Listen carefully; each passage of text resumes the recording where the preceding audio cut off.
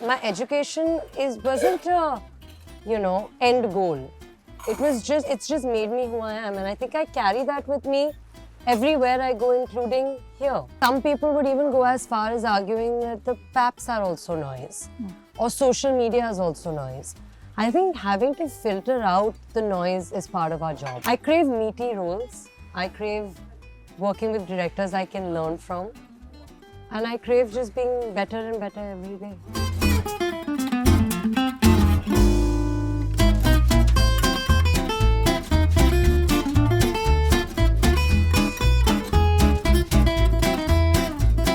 Sara, it's so lovely to see you. So lovely to see you not in Bombay. I know, and how gorgeous is this? Lovely. Are you having a good time? You walked twice. What's the experience been like?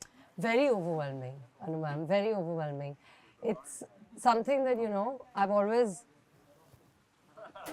I don't even know if I've even aspired to come because I never even thought that it would happen, Cannes Film Festival. It was very overwhelming. So much press, that big, long red carpet. Felt like the first time once walking the red carpet. Felt very magical. So, are you the type who will then look at what people have said about the outfits, or are you just somebody who needs to feel good and you felt good and that was that? No, I do need to feel good and I did feel good. But I think that there's a middle ground between not reading comments and getting overtly affected or searching for validation from those comments. So it would be a lie to say I don't read what people say about me.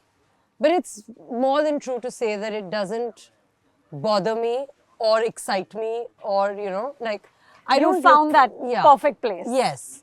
I don't find validation through what people say, and I don't get discouraged through what people say. But of course, sometimes it's constructive criticism, sometimes they're good compliments, sometimes it's just trash talk. So you know how to, I think, filter it.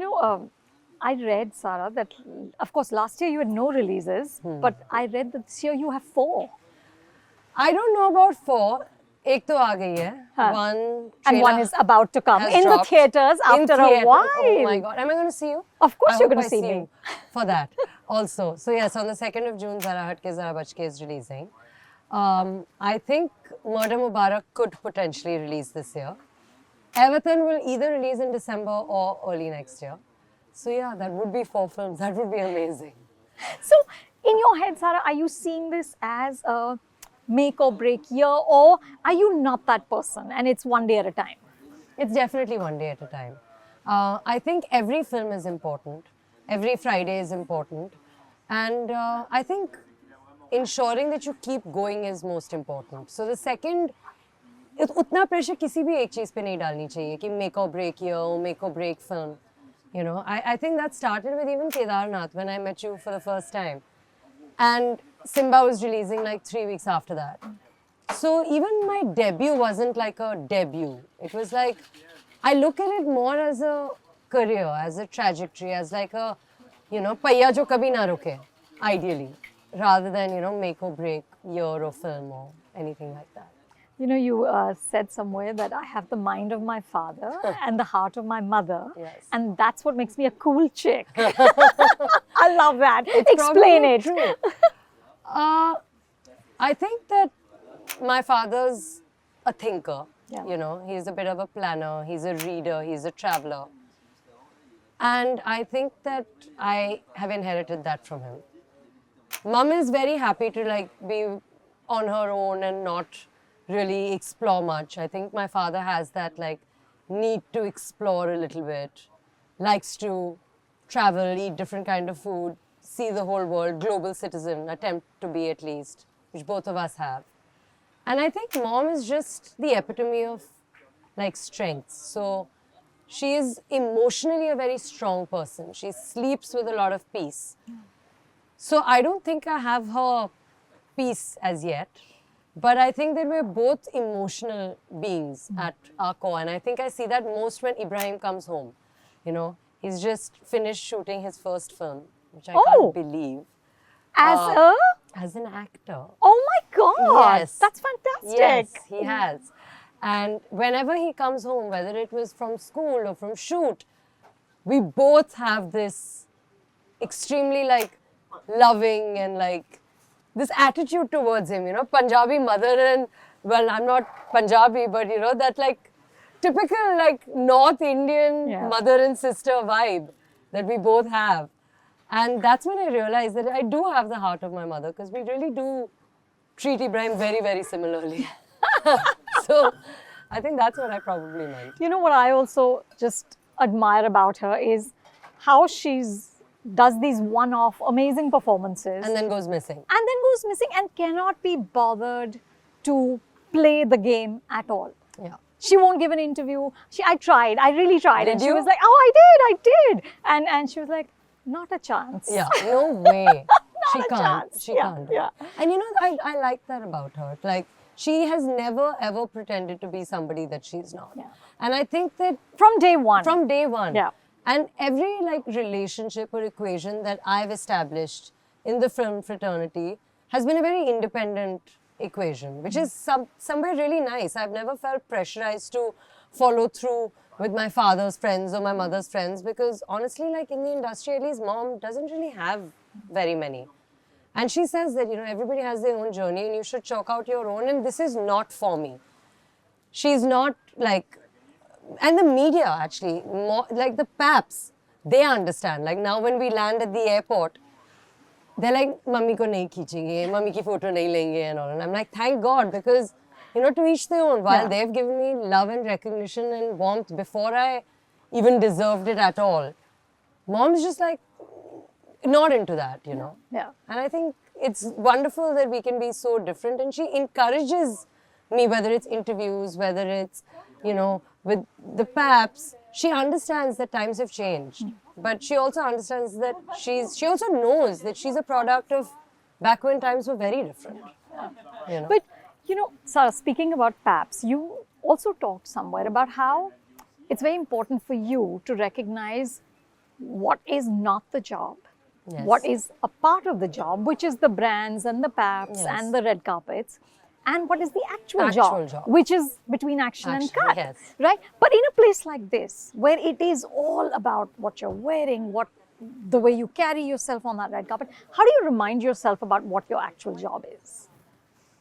See, ultimately, I think that the thing about our job is also that it keeps changing. You need to know what to do at the right and appropriate place. There is no action and cut happening here. If I had come here to shoot a film, the importance, the time dedicated, the mind space dedicated to what I'm wearing yesterday would have been far less. But I'm not shooting a film here. So here, ultimately, just how I'm speaking, what I'm wearing, how I'm walking, how I'm conducting myself is the job. Ultimately, I also realize that I am an actor and I love my job, but I'm also an intelligent girl from Columbia University. I'm in a way representing my country. The way I speak, what I say matters. And like I told you many, many years ago, it's not been actually that many, why do I keep doing this? Couple of years ago, before Kedarnath released, I said to you, you remember very clearly, that my education wasn't a, end goal. It's just made me who I am. And I think I carry that with me everywhere I go, including here. So here, I think the job, which is inherently just who I am, is making sense and representing your country and just being aware of that. That's also important, especially for somebody like me that aspires to maybe one day, do something of global relevance in ways not necessarily limited to cinema, but including cinema. Yeah, yeah. Does it, when you are there at the Palais on that red carpet, and does it inspire you, Sara, as an actor, to aspire to have a film there? To, 100%. do that level of work? 100%. I definitely think so.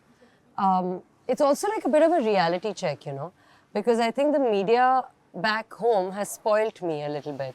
So suddenly you realize just how small a fish you are in what is like not even a pond, it's like the sea literally, and how much further you have to go, how much you have to push the boundaries, keep learning, keep growing. I mean, I'm not even like 1/1500th of the way that I would ideally want to go. Of course, I would love to do that kind of meaningful work in cinema, represent my countries in a way where my film is here one day. That would be the dream. You know, you're also one of the few people who I think has spoken publicly about the size of entourages. Yeah. Okay, you said if it was whether it was your mother or your grandmother, there would not be 10, 15, 20 people in the room. Right. And I just wonder, does that not impact on headspace? Does that not create noise? I mean, isn't that something that needs to be sort of amended? See, ma'am, honestly, I feel that in today's day and age, there are many things that you maybe can't escape. Like, some people would even go as far as arguing that the PAPs are also noise, or social media is also noise. I think having to filter out the noise is part of our job, and I think an extremely important part of the job. तो क्यों किसी के पेट पे लात मारो? Let there be 15 people. It's okay. It's become the need of the hour. Everybody, I mean, their assistants, their assistants. It's just become what it is now. But I think knowing when you have to disconnect, like without any disrespect to my brands that I really do love, on a brand shoot, I'm happy to sit with hair and makeup and laugh and joke. But on a film set, everybody knows that I'm getting ready and then they're leaving and I'm alone in the room, and there's a certain headspace that one needs to be in for certain kinds of films and certain kinds of scenes, and you have to respect that. Yeah. And I've been very lucky actually to be always surrounded, and I make a conscious effort to surround myself with people that are aware and respectful of the mental space that you need to be in when you're working. So I don't like encourage riffraff talk and all, and anything is as distracting as you allow it to be. If you know how to filter it out, I think you're fine. And what do you crave for most right now as an actor? Crave for? I think I've been lucky in terms of the versatility. You know, like just off the bat, I wrapped Evatan and Murder Mubarak a week apart. One is directed by Homi Adijania, where I'm like a modern girl from Delhi. And in one, I'm a freedom fighter from 1942. So I think I have been given opportunities. I just hope I can be given more and more of them. I crave meaty roles. I crave working with directors I can learn from. And I crave just being better and better every day. Do you do anything, Sara, to hone the craft? Apart from, let's say, of course, when you're working, there'll be acting workshops and the rest of it. But is there some sort of daily riyaz, or are you like mostly shooting anyway, so it happens? I am mostly shooting anyway. But I've also realized that working with Homi sir actually, he's made me understand the importance of just being totally present. So I think working on like a little bit of meditation, which I had started doing a while ago. I've been meditating for about 2 years. But I think not doing it for an external purpose, but just using it as one of the many things that just reminds you of being present right now. Like in this minute, this conversation is all that there is. What happened an hour ago, what has to happen, isn't the point. And somewhere I'm hoping that that will allow me to live even more wholly and truly and fully between action and cut. Like just making sure you make the most of the present. And when I started saying this, that moment is also gone. So the present is now this. You know, I think being very, very present is very important. Observing is very important. I travel a lot, so I try to disconnect myself as much as I can from, like we've discussed on many occasions, what is the noise. I love the mountains. I love silence.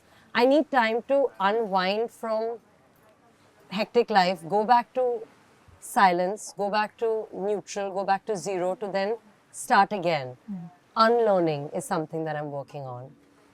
And observing different kinds of people, how people conduct themselves, how just different people walk. You know, it's so interesting sometimes if you just think about it. Watching films, reading, that's what I do. Well, you're doing great. Sara, thank you so much and have a lovely rest of the festival. Thank you very much. You as well. Thank you. You've been watching FC at Cannes 2023 in association with Travel partner Air France, smartphone partner Google Pixel, beauty partner L'Oréal Paris, media partner NDTV and travel trend partner Skybags.